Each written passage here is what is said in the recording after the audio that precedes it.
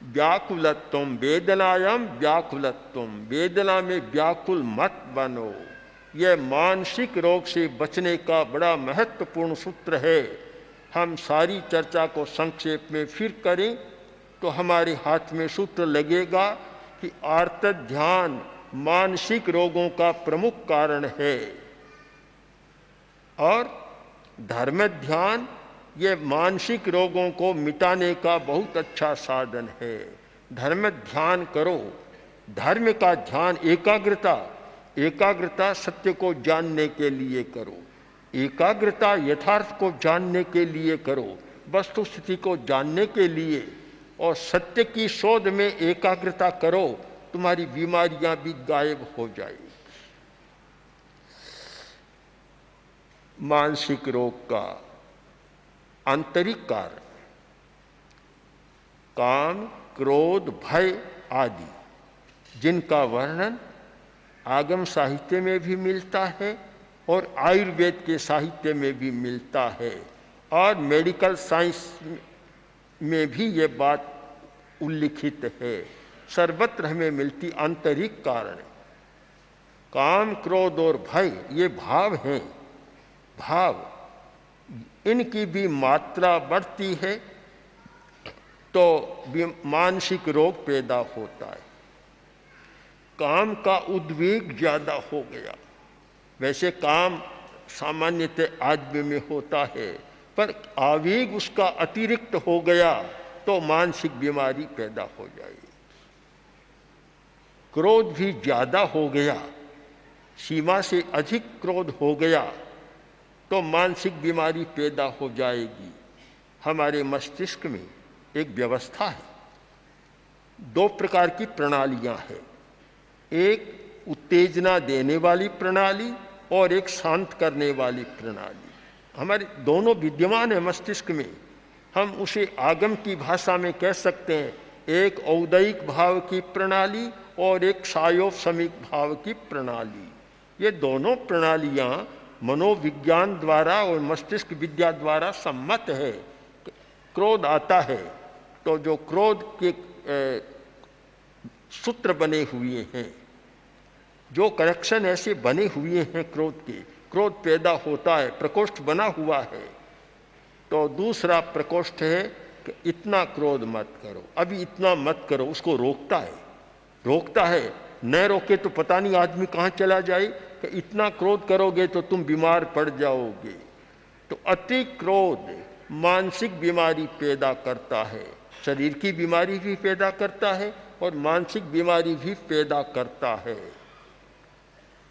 शोक, अति शोक हो गया, कोई वियोग हुआ, शोक हो गया, अति हो गया तो मानसिक बीमारी पैदा हो जाती है।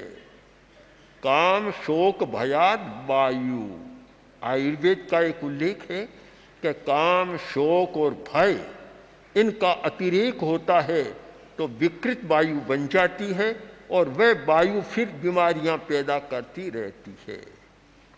भावों का भी अतिरेक न हो, हमारा नियंत्रण रहे।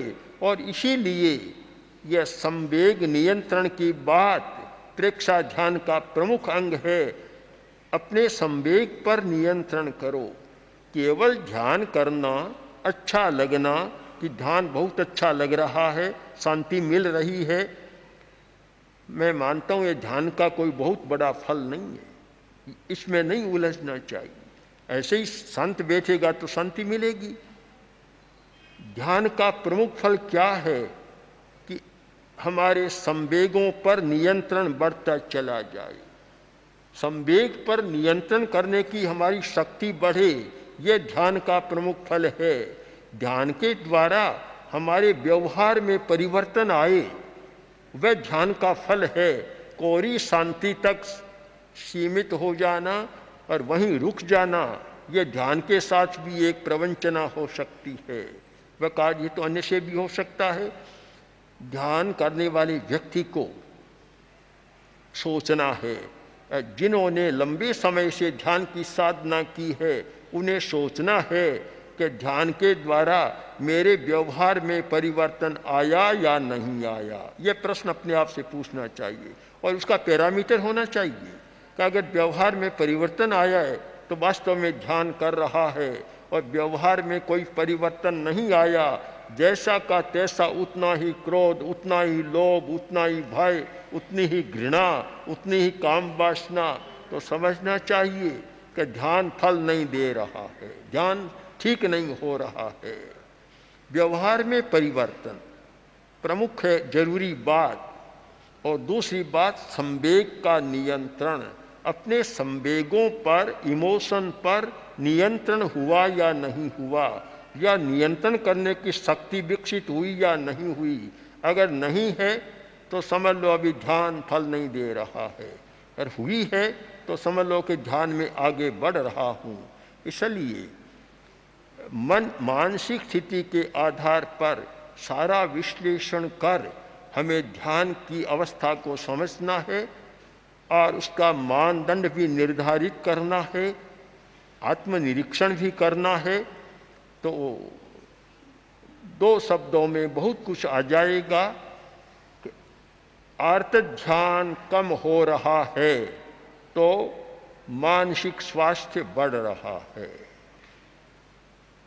और धर्म ध्यान बढ़ रहा है तो साथ साथ मानसिक स्वास्थ्य भी बढ़ रहा है।